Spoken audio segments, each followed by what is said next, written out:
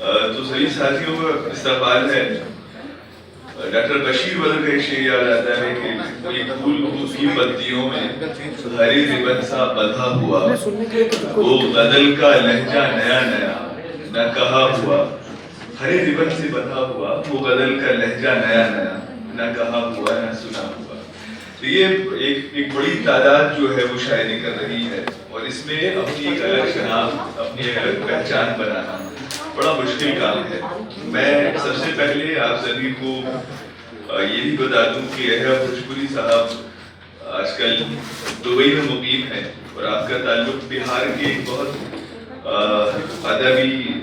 ادبی حوالوں سے بھی ایک بڑا زرخیز خطہ ہے، نیا بھوجپور اگر میں صحیح ہوں تو وہاں آپ کی پیدائش اور پرورش ہوئی. اور اس کے بعد پھر ظاہر ہے کہ آپ کے والد صاحب جو ہیں وہ عربی زبان میں، عربی لٹریچر کے اندر جو ہیں پریزیڈنٹ ایوارڈ حاصل کر چکے ہیں. تو بڑا ادبی ماحول تھا، اس ماحول میں پرورش ہوئی، اور پھر آپ کو علی گڑھ بھیج دیا گیا. اور علی گڑھ پہنچنے کے بعد کسی کے ساتھ بھی کیا کیا ہو سکتا ہے وہ آپ سبھی جانتے ہیں اسی طرح سے. علی گڑھ کیا ایک کردار ادا کرتا ہے آپ کی شخصیت میں، اور وہ جو علی گیرین جو صفات ہیں وہ پھر پوری زندگی آپ کی شخصیت کے ساتھ رہتی ہیں، آپ کو زیادہ جسے کہتے ہیں روشن رکھتی ہیں، چمکدار رکھتی ہیں. تو ہمارے ساتھ جو دوسرا بڑا نام ہے وہ اردو فکشن کا ہے. آج کے جن بڑے ذہنوں کو ایک شخص نے متاثر کیا ہے اپنی کہانیوں سے، اپنے ناول سے، اور اس دور میں جب کتابوں سے لوگ دور جاتے ہوئے نظر آ رہے ہیں، ان لوگوں کو کتابوں کے قریب لے کر آئے ہیں.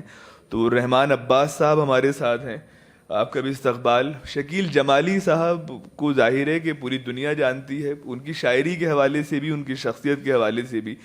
اور آپ کو بہت کم شاعر، یہ کہنے دیجئے کہ بہت کم شاعر آپ کو اس طرح کے ملیں گے جو شاعری پر بھی اسی طرح سے اپنے خیالات کا اظہار کرتے ہیں، شاعری پر بات چیت کر سکتے ہیں آپ سے اس پر. تو شکیل جمالی صاحب کا بھی استقبال ہے.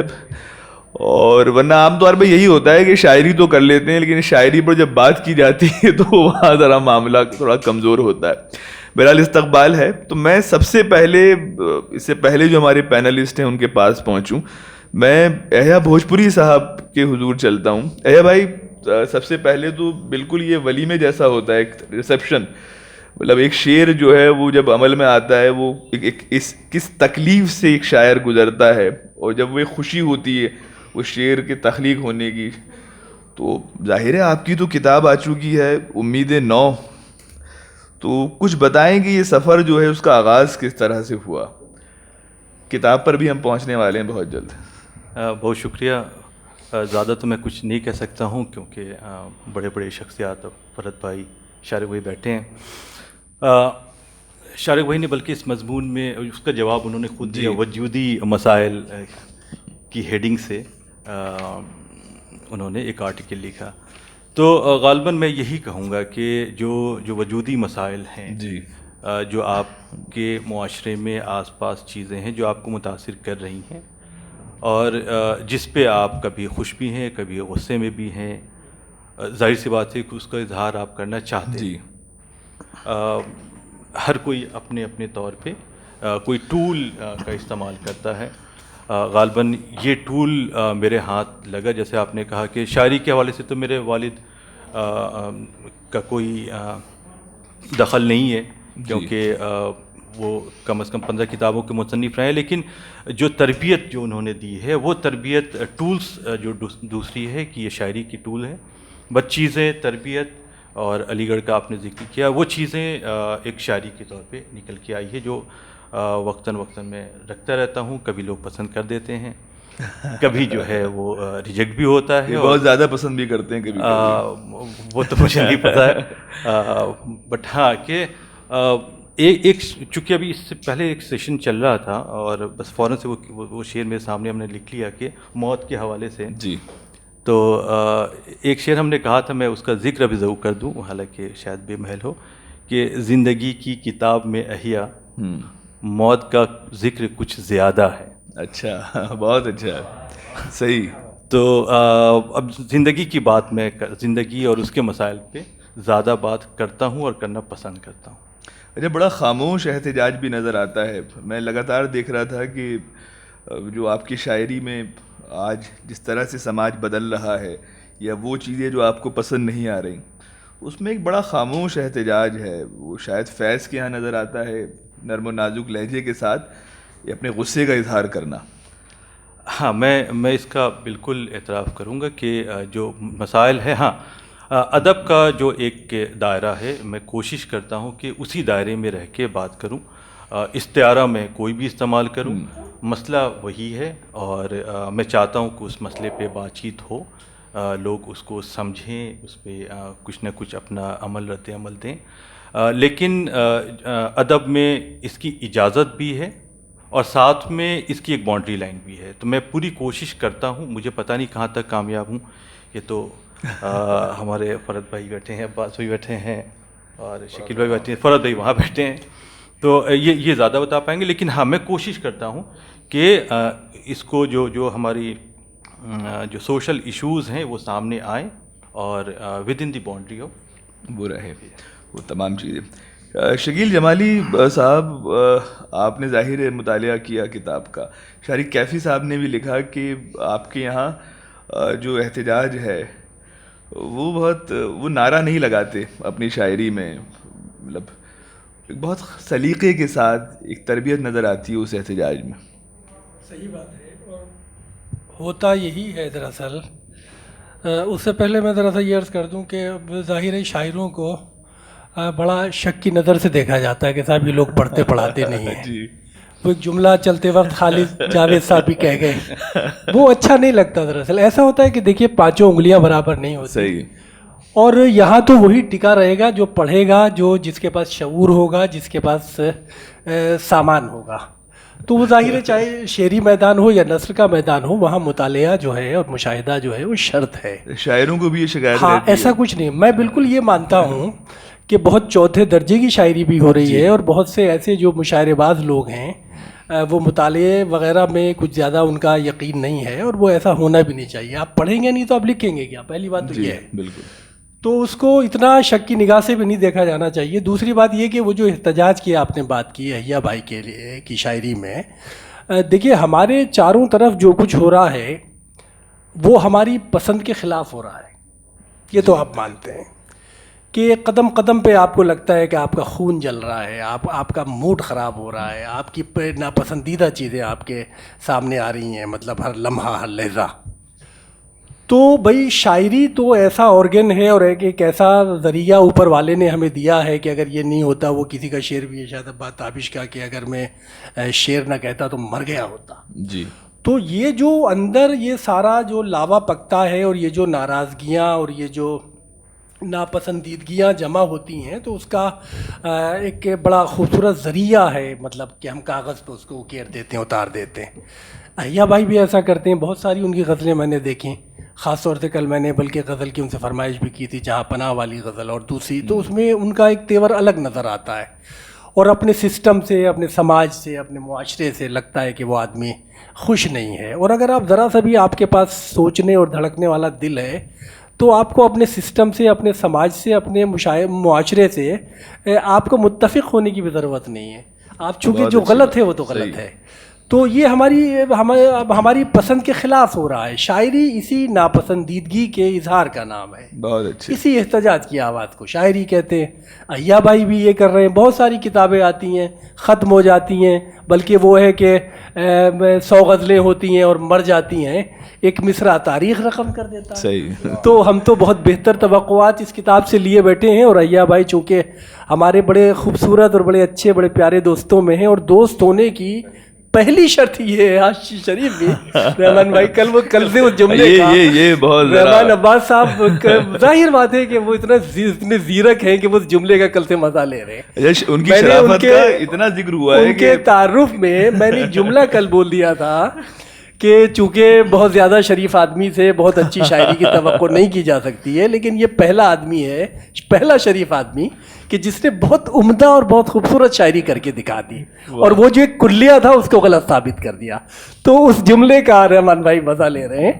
تو ظاہر بات ہے کہ ہمیں اس کتاب سے بڑی توقعات ہیں. اب دیکھیے اگر مثال کے طور پہ آپ میر کو لے لیجئے, غالب کو لے لیجئے, بڑے سے بڑے شاعر کو لے لیجئے, اگر غزل میں 10 شعر ہیں تو 10 کے 10 شعر اچھے نہیں ہوتے جی. 1 2 3 شعر بھی اگر آپ نے اچھے کہہ دیے تو ظاہر ہے کہ آپ کو اردو شعر و ادب کی تاریخ سے کوئی نکال نہیں سکتا. تو احییٰ بھائی کی بہت ساری ایسی غزلیں ہیں جس میں بہت اچھے اچھے اشعار بھی ہیں. اب ظاہر ہے کمزور شعر تو ہم بھی کہتے ہیں, 1 2 کہیں کچھ چمکتا ہوا اچھا شعر بھی نکل آتا ہے, تو وہ ہماری اور شاعر کی خوش قسمتی ہوتی ہے. تو میں تو یہی کہوں گا کہ وہ جو احتجاج ہے اور وہ جو غصہ ہے احییٰ بھوجپوری صاحب کا, میں دعا کرتا ہوں کہ وہ برقرار رہے تاکہ سچائیاں اجاگر ہوتی رہیں. بہت شکریہ. رحمان عباس صاحب کے پاس آتے ہیں. یہ بڑا الزام ہے کہ نثر نگار جو ہیں وہ شاعری نہیں پڑھتے, جو شاعر ہیں وہ نثر نہیں پڑھتے. تو ہم براہ راست آپ سے دریافت کرتے ہیں کہ آپ کو کیا نظر آیا امید نو میں؟ خیر پہلے جو آپ نے سوال کیا اس کا جواب تو یہی دیکھیے کہ یہاں فرد احساس صاحب بیٹھے ہیں اور ظاہر ہے جی ناولوں کے سیشنز میں وہ ناول کو ڈسکس کر رہے ہیں. اس کا مطلب یہ ہے کہ ہمارے جو سنجیدہ شعراء ہیں, اور ہم پوری روایت میں بھی اس بات کو دیکھ سکتے ہیں کہ ہمارے جو جن لوگوں کا ادب سے بہت گہرا کنسرن ہوتا ہے یہ ان کا مسئلہ نہیں ہوتا ہے. وہ ناول بھی پڑھتے ہیں, تنقید بھی پڑھتے ہیں, سفرنامے بھی, ڈرامہ بھی, ہر چیز, کیونکہ ان کا مسئلہ پورا ادب ہوتا ہے. ادب کی ہر صنف کے ساتھ ان کا لگاؤ ہوتا ہے. بالکل اسی طرح بہت فکشن رائٹر مجھے لگتا ہے عام طور پہ شاعری پڑھتے ہیں, بلکہ ابتدا میں شاعری سے ہی شروعات کرتے ہیں, اور جب وہاں ان کو لگتا ہے کہ وہ ان کی شخصیت کے ساتھ اس کی مناسبت نہیں ہے تو پھر وہ افسانے کی طرف آتے ہیں, اور افسانہ لکھتے لکھتے پھر ان کو ایسا لگتا ہے کہ وہ ناول کی طرف جائیں گے. تو شاعری عام طور پہ تخلیقی اذہان کا پہلا انتخاب ہوتی ہے, اور اس کے بعد پھر لوگ طے کرتے ہیں کہ وہ کیا بہتر کر سکتے ہیں. لیکن ادب جن کا بیسک کنسرن ہے, چاہے وہ فکشن رائٹر ہو یا شاعر ہو, وہ شاعری بھی پڑھے گا اور فکشن بھی پڑھے گا. شاعری میں بھی بہت شوق سے پڑھتا ہوں, بہت محبت سے پڑھتا ہوں, بلکہ بچپن سے شاعری پڑھتا رہا ہوں. اور آج بھی مجھے ایسا لگتا ہے کہ ہم لوگوں کو مستقل شاعری کا مطالعہ کرتے رہنا چاہیے, اس لیے کہ نثر میں جو جھمیلے ہیں یا نثر کے جو عیب ہیں وہ بھی ہم اس پر بھی اس وقت تک عبور حاصل نہیں کر سکتے جب تک ہم شاعری کا بھرپور مطالعہ مستقل نہ کرتے رہیں. صحیح.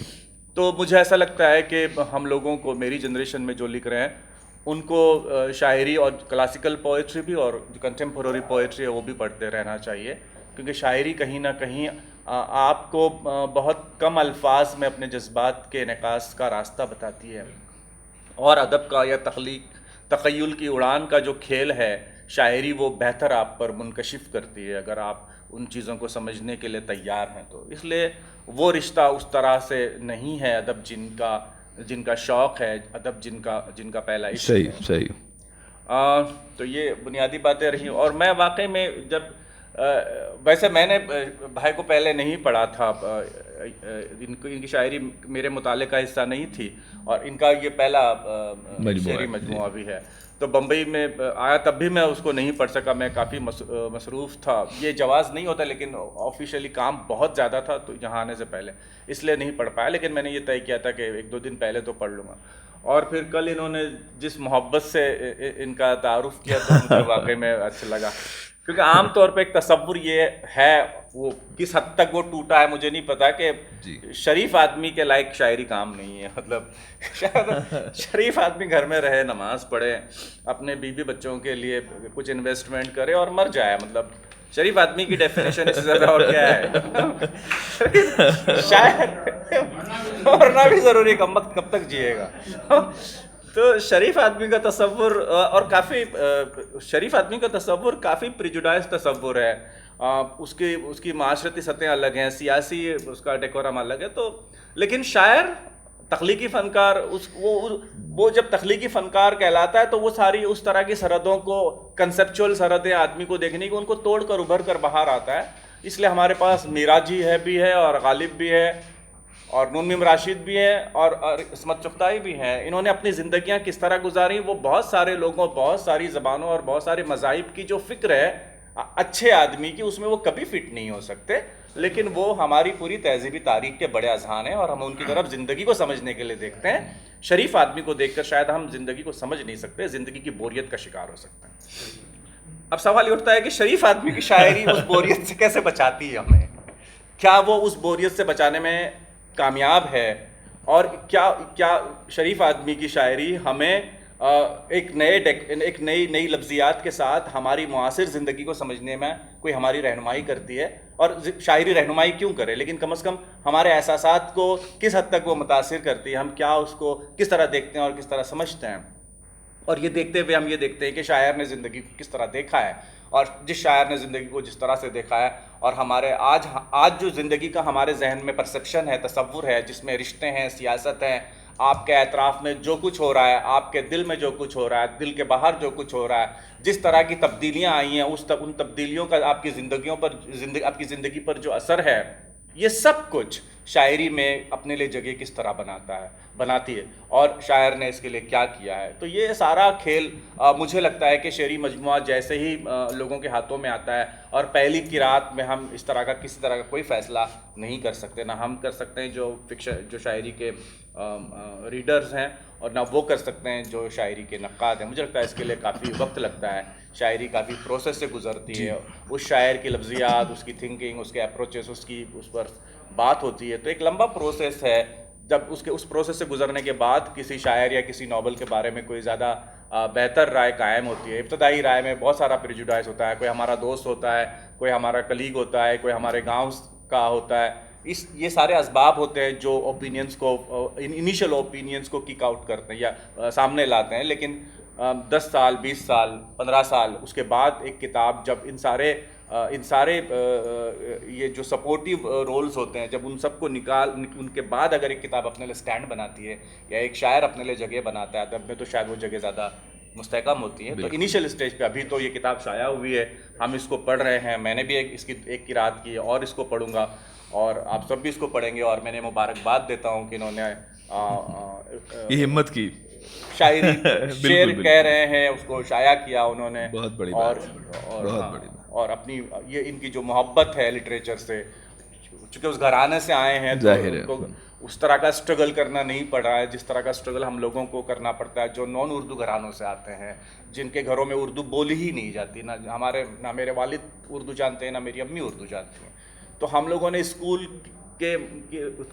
اسکول میں ہم نے تھوڑی اردو سیکھی، اور پھر کوشش کرتے رہے کہ تھوڑا سیکھے، تو ہم لوگوں کے لیے کافی مشکلیں رہی ہیں، اور آج بھی ہیں، اسی لیے شاید ہم لوگ آپ کی طرح نہ اردو لکھ سکتے ہیں نہ بول سکتے ہیں، لیکن آپ نے اپنی فیملی ٹریڈیشنز کو آگے لایا، بڑھایا، اور شعر کہہ رہے ہیں، اور ایک شریف آدمی کی شاعری منظر عام پر آ گئی، دیٹس امیزنگ، اور ہم آپ کو مبارکباد دیتے ہیں۔ اچھا، عباس تابش صاحب نے لکھا ہے کہ یحییٰ بھوجپوری وہ تمام سوال مجھ سے کرتے ہیں جو آج تک زندگی میں کسی نے نہیں کیے، تو وہ سوال کیا تھے یحییٰ بھائی؟ شاعری کے تعلق سے ظاہر ہے اس سے پہلے کہ میں بات کہ نہ ہو تو بتا دیں۔ ہاں بالکل، نہیں، وہ انہوں نے کتاب کے حوالے سے وہ بات کی، شادی سے پہلے کی ذاتی زندگی کے بتا سکتے ہیں آپ؟ تو میں پہلے ایک بات اور کہہ دوں کہ شاید جو ہے وہ شریف انسان کا ڈیفینیشن جو ہے میں ضرور، کیونکہ وہ ایک پازیٹیو ٹیگ ہے نہ کہ نگیٹو ٹیگ ہے، نمبر 1۔ اور دوسری چیز یہ کہ میں شریف انسان ہر اس انسان کو سمجھتا ہوں جو برائی کو چھپا کے کرتا ہے۔ بے شک، اچھا، کوئی انسان ایسا نہیں ہے جو برائی نہیں کرتا ہے، صحیح، لیکن جو انسان برائی کو چھپا کے کرتا ہے وہ شریف انسان ہے۔ کیا بات ہے، قانون کی پکڑ یہ لکھ لیجیے ڈیفینیشن جو ہے آپ۔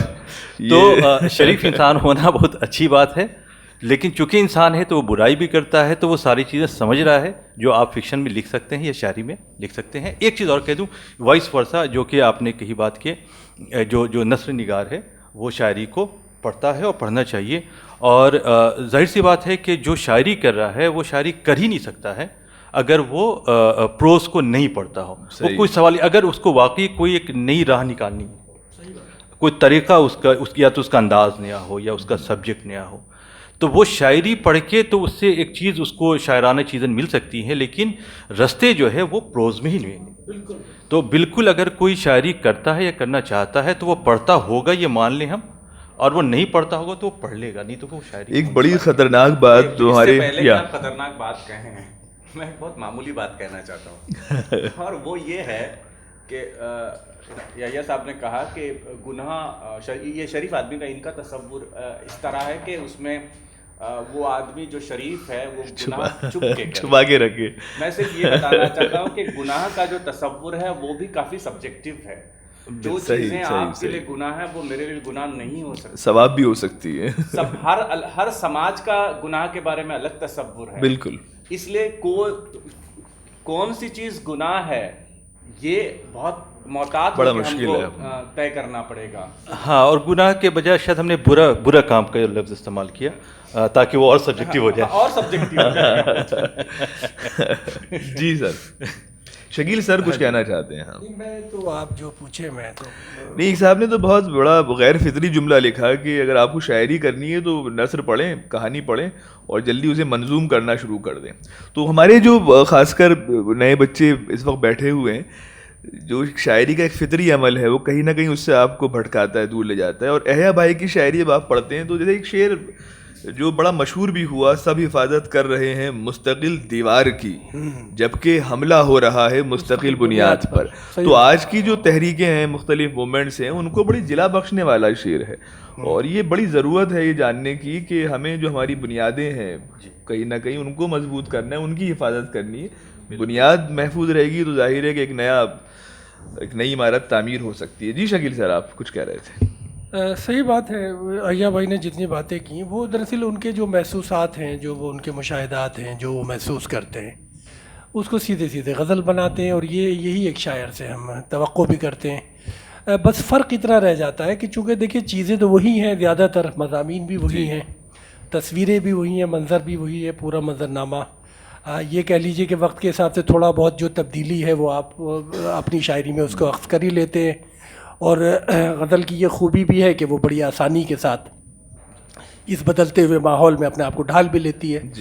لیکن کوشش یہی ہونی چاہیے کہ ہم اس پرانے موضوع کو بھی, پرانے مضمون کو بھی کوئی ایسا نیا زاویہ ڈھونڈنے کی کوشش کریں, کچھ ایسا نیا اس کا کوئی پہلو ڈھونڈنے کی کوشش کریں کہ پھر وہ شعر نیا ہو جائے.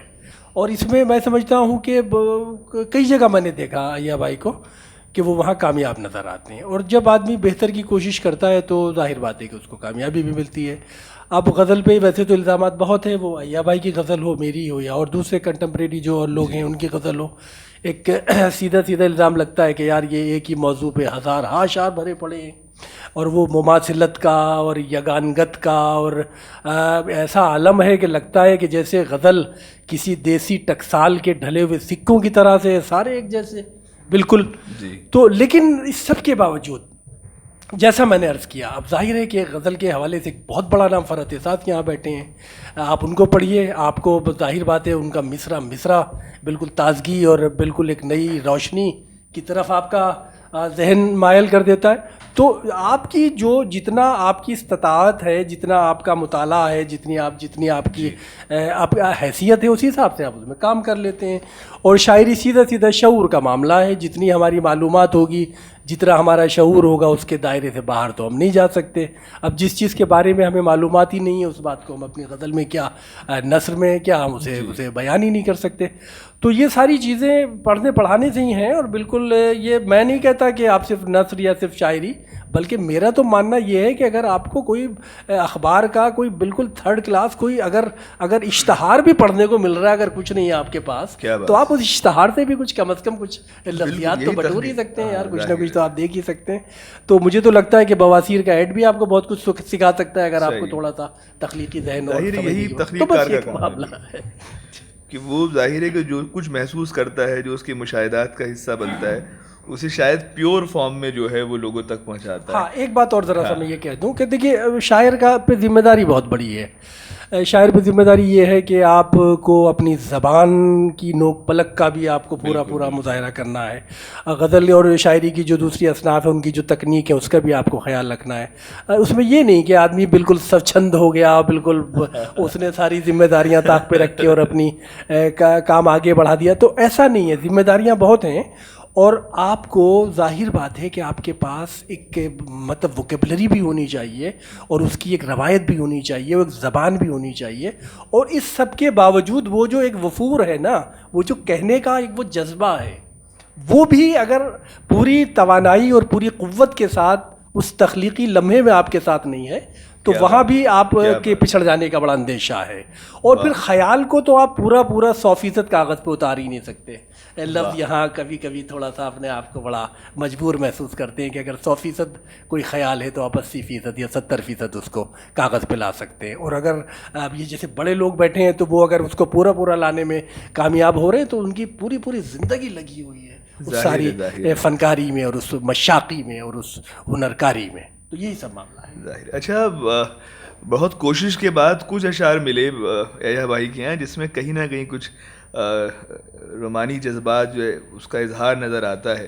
مثال کے طور پہ مجھے لگتا ہے پہلی بار ہوا ہے اس شعر میں جو ہوا ہے بھائی, تمہارے سامنے بیٹھا ہوں میں وضو کر کے, وہ لمحہ آ گیا جس کا تھا انتظار مجھے.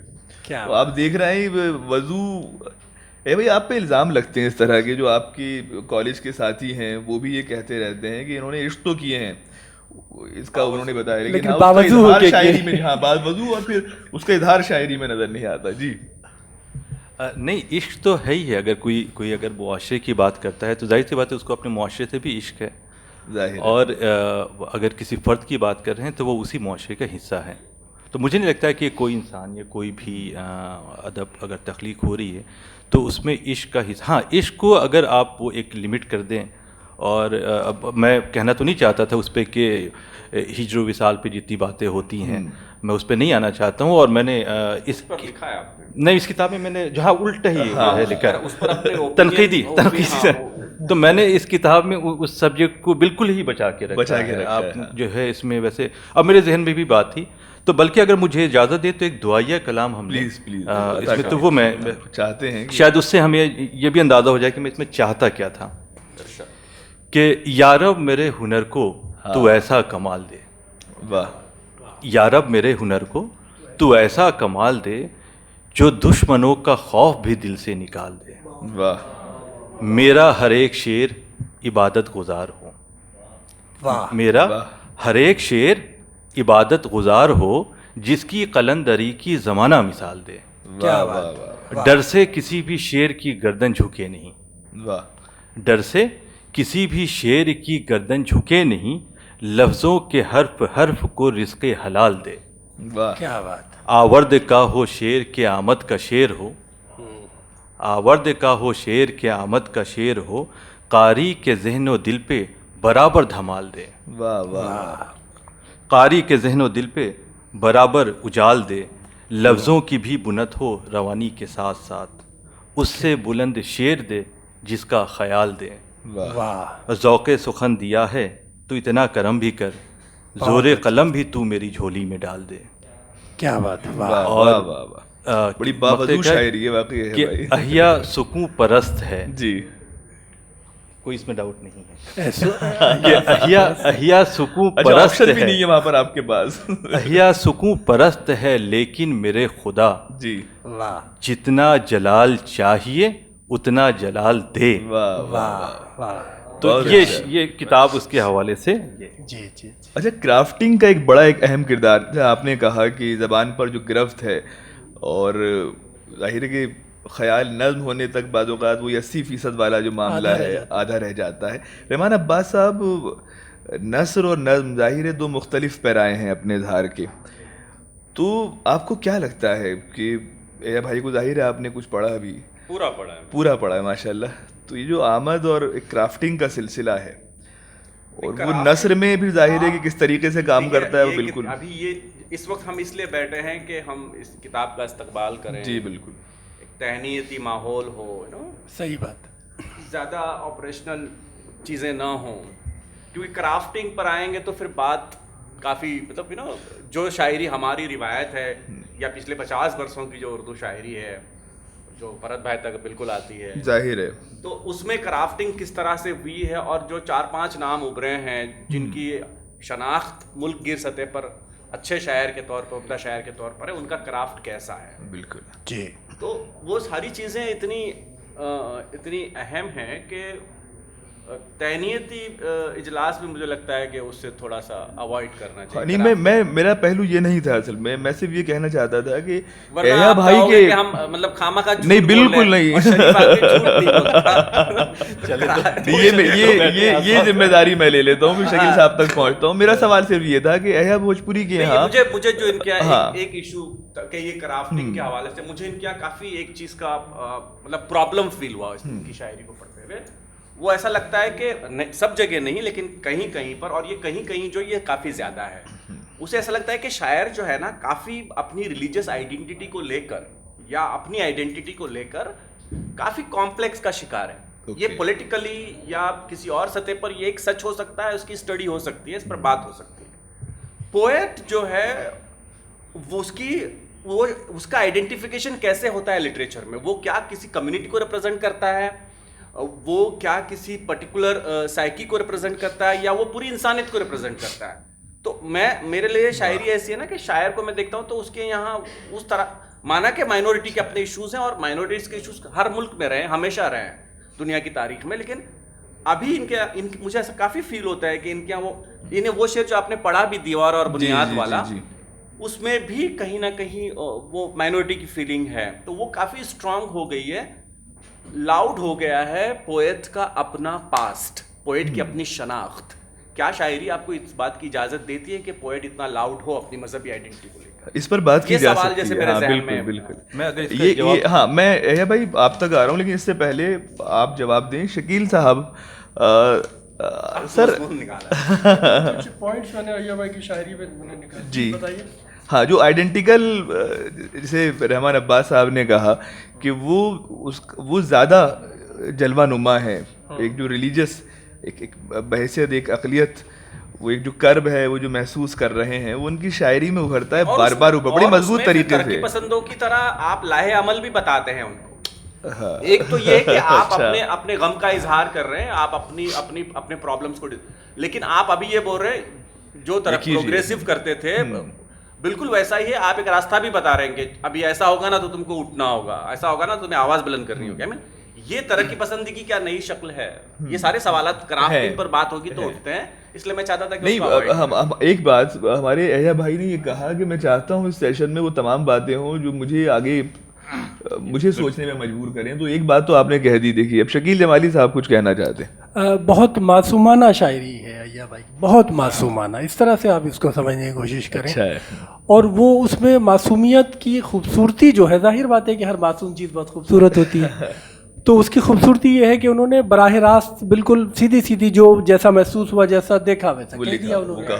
उसमें किसी किस्म की कोई मसलहत पसंदी मुझे मिलावट नहीं है, बिल्कुल। अब आप वही फिर बार बार वही बात आती है कि एक वो आदमी के जो बिल्कुल सीधे सीधे सोचता है और एक बेहतर समाज के इंतज़ाम में और उसके इंसराम में और उसके क़याम के लिए कोशां है, तो वो तो चाहेगा कि सब अच्छा अच्छा रहे और हम अपने आने वालों के लिए एक बेहतर समाज और एक बेहतर मुआशरा बना के दें।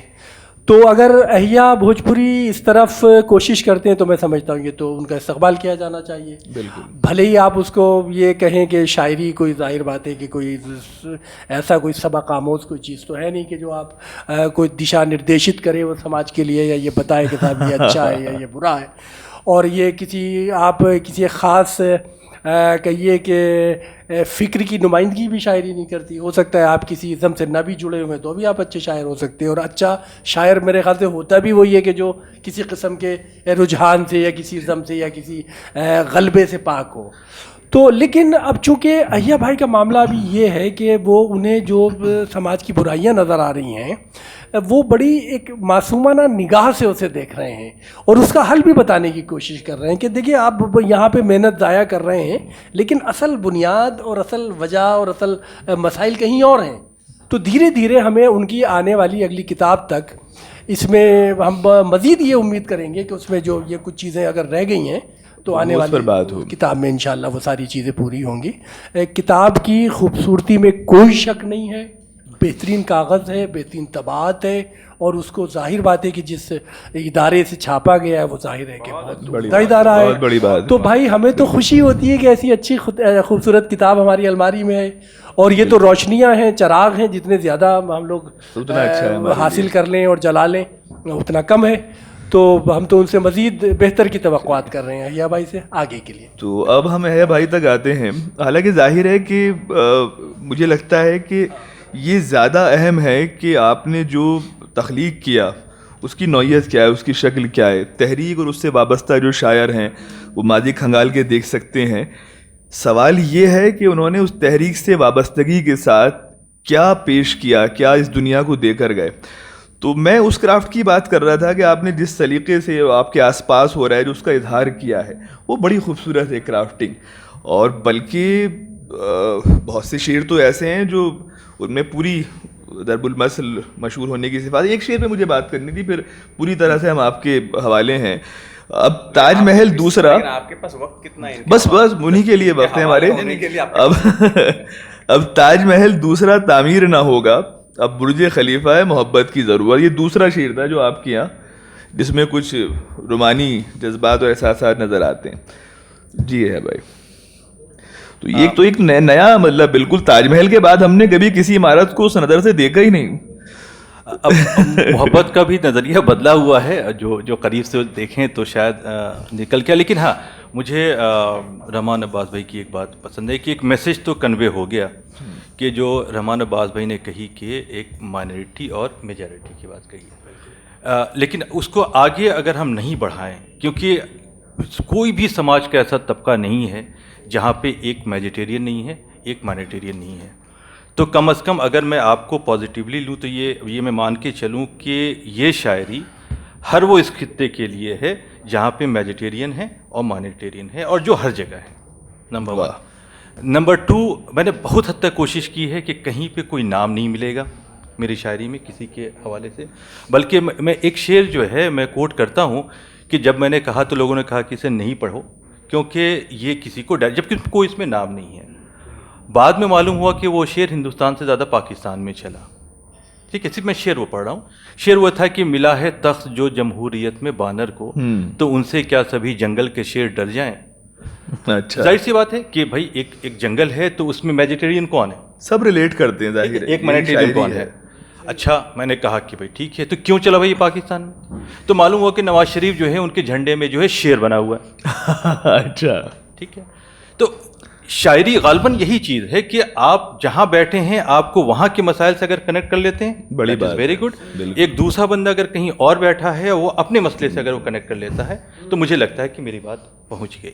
یونیورسل ایک سچائی ہے وہ. بالکل. اور دنیا میں کوئی ایسا خطہ نہیں ہے جہاں پہ ایک میجورٹی اور ایک مائنورٹی ایک ساتھ نہیں رہا کرتے. ظاہر ہے مائنورٹیز کے اندر بھی بہت ساری مائنورٹیز ہوتی ہیں. ظاہر ہے وہ ایک مائنورٹی کے اندر بھی کس مائنورٹی کو نہیں, میں کسی کو میں شاعری کسی پارٹیکولر مائنورٹی یا کسی پارٹیکولر میجورٹی کو ریفر نہیں کرتی اور نہیں کرنی چاہیے. اگر اس کتاب میں کہیں پرابلمز ہو جاتے ہیں اس میں آگے جا کے. ہاں نہیں, انشاءاللہ جو ہے آپ کی شاعری پر تو بہت ساری باتیں کی. بہت اچھا, مطلب we are really happy that your book has come. اور کوشش کریں گے 5-7 منٹ اور ہے بھی ہمارے پاس. شکیل صاحب نے بھی بہت سی باتیں کی, رحمان عباس صاحب نے بھی کی, احتجاجی شاعری پر آپ نے بہت سی باتیں کی. ظاہر ایک نام فیض ہے تو ایک جوش ملیح آبادی بھی ہمارے پاس ہیں جو براہ راست اعلان کر کے جسے کہتے ہیں ایسٹ انڈیا کمپنی کے نام لکھتے ہیں اور تمام چیزیں. اب ہم آتے ہیں آپ پر, وہ کون کون لوگ ہیں جنہوں نے آپ کو متاثر کیا. اچھا, ایک چیز اور کہ جب ہم بات کرتے ہیں شکیل صاحب, کسی شخص کو جب ہم کنوینر کی نظر سے دیکھنے لگتے ہیں آج کل, اور اس کے بعد ظاہر ہے کہ اس کے پاس زیادہ لوگوں سے ملنے کا موقع ہے, تو ان لوگوں کے نام بتائیے کن کن لوگوں نے آپ کو متاثر کیا اور اس راستے پر لانے پر. آپ نے لکھا ہے 2009 تک مجھے یہ یقین نہیں تھا کہ میں شاعری کر سکتا ہوں, شاعری کا شوق تھا. بالکل. مجھے یہ ایک ایڈوانٹیج دبئی میں رہنے کا جس کو کہتے ہیں کہ وہ ملا کہ ہمارے فرد بھائی بھی آئے, شارق بھائی بھی آئے, مدن موہن بھائی بھی آئے, اور بھی جو دوسرے شعراء آتے رہتے ہیں چاہے ہندوستان سے پاکستان سے. تو ہمیں جب ان سے ملنے کا موقع ملتا ہے تو نئی نئی چیزیں ہمیں ان سے حاصل ہوتی ہیں. جو میرا اپنا ماننا ہے کہ ادبی سفر میں ہمیں بہت ساری چیزیں ان کی کام آتی ہیں. تو یہ ایک ایڈوانٹیج ہے. جیسے آپ یہاں بیٹھے ہوتے ہیں تو ہندوستان کے شعراء آپ کو میسر ہیں لیکن باہر کے نہیں ہیں. ہمیں جو ہے وہ عرفان ستار جو ہیں وہ بھی میسر ہیں. جی. ہمیں جو ہے ینگ میں اگر اٹھا کے دیکھیں تو جواز شیخ ہیں, وہ بھی میسر. جی. تو ہر طرح کی چیزیں ہمیں مل جاتی ہیں جس سے ہمیں بہت فائدہ ہوتا ہے. نمبر 1. تو ان کا دخل ضرور ہے شاعری کے کسی ایک کو شیپ اپ کرنے میں. گھر جس کا ذکر ہوا کہ میرے والد چونکہ خود ہی وہ پریزیڈنٹ آف انڈیا ایوارڈی ہیں تو زبان کے حوالے سے انہوں نے مجھے خاص کے علی گڑھ بھیجا تھا.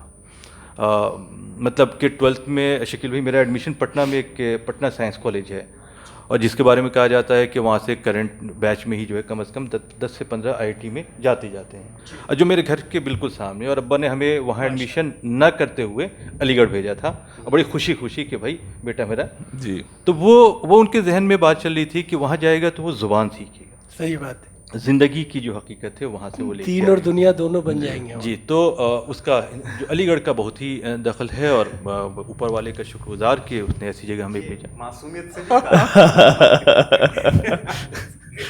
یہ علی گڑھ والے بہت صحیح طریقے سے سمجھ سکتے ہیں اس جملے کو. اور دوسری چیز یہ کہ وہاں کی جو کنوینرشپ ہم نے اپنے آپ کو کبھی بھی بزم اردو سے جڑا پروموٹ نہیں کیا. ہاں اس تعلق سے کبھی نہیں کیا. صحیح بات ہے. نوشتہ ایک بہت ہی اچھا پلیٹ فارم نکل کے آیا تھا. بہت اچھا کام کیا آپ نے. تو وہ ساری چیزیں ہیں لیکن جب بات شاعری کی ہو تو پھر وہ چیز دیگر ہے. ہم اس کو کبھی بیچ میں نہیں لے کے آتے اور عموماً ہم پوسٹ بھی ایسی کبھی نہیں ڈالا کرتے اپنے فیس بک پہ کہ ہم نے یہ پروگرام کیا یہ پروگرام کیا.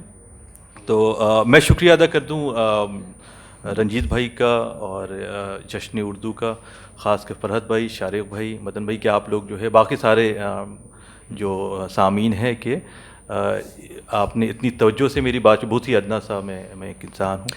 اور رحمان بھائی آپ نے بات رکھی, شکیل بھائی بہت بہت شکریہ آپ کا اور اللہ خیر کرے. تو ساتھیوں میں سب سے پہلے اس کتاب تک ضرور پہنچیے گا.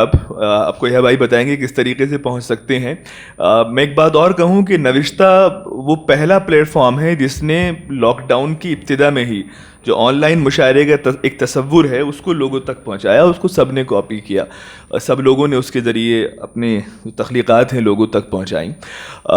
ہوتا یہ بھی ہے کہ جب ہم جس لہجے میں یا جس طرح سے شاعری کر رہے ہوتے ہیں ادب کو اسی طرح سے دیکھنا شروع کر دیتے ہیں, سمجھنا شروع کر دیتے ہیں. اور بلکہ بہت سے تخلیق کاروں کے ہاں تو یہ معاملہ لگتا ہے کہ انہیں لگتا ہے کہ دنیا میں یعنی وہی لہجہ اصل میں شاعری کا لہجہ ہے جس میں وہ شاعری کر رہے ہیں. لیکن ظاہر ہے کہ ادب کے شاعری کے مختلف پیرائے ہیں, مختلف اظہار ہیں, مختلف لہجے ہیں, مختلف ڈکشن کے ساتھ لوگ آپ تک پہنچتے ہیں. ان سبھی کا استقبال کرتے ہیں. احیا بھائی نے ان تمام چیزوں سے اپنے آپ کو الگ رکھنے کی کوشش کی ہے. وہ بہت کچھ وہ بھی کہہ سکتے تھے جو ان کے دل پہ گزرتا ہے, بلکہ انہوں نے اپنی اس کتاب میں دل کے ساتھ ساتھ جو دماغ کا دخل ہے اس کو بھی, دل پر بڑا ظلم کر کے دماغ کے لیے کچھ راستے کھولے ہیں. تو آپ سبھی کا شکریہ. بڑے معتبر نام فرحت احساس صاحب, شارق کیفی صاحب, مدن موہن دانش صاحب یہاں تشریف رکھتے ہیں. ایک بڑا اچھا سیشن رہا اور جیسا رحمان عباس صاحب نے کہا کہ ابھی بہت کچھ ایک بڑا طویل سفر ہے جو ہے بھائی کو طے کرنا ہے. یہ کتاب اور اس پر آپ کے جو خیالات آپ اظہار کریں گے, اس پر اپنی رائے رکھیں گے, فیڈ بیک دیں گے, وہ کہیں نہ کہیں احیا بھوجپوری کو مزید کچھ نیا تخلیق کرنے میں حوصلہ دے گی. تو آپ سبھی کا بہت بہت شکریہ. جشن ادب کی ایک کوشش.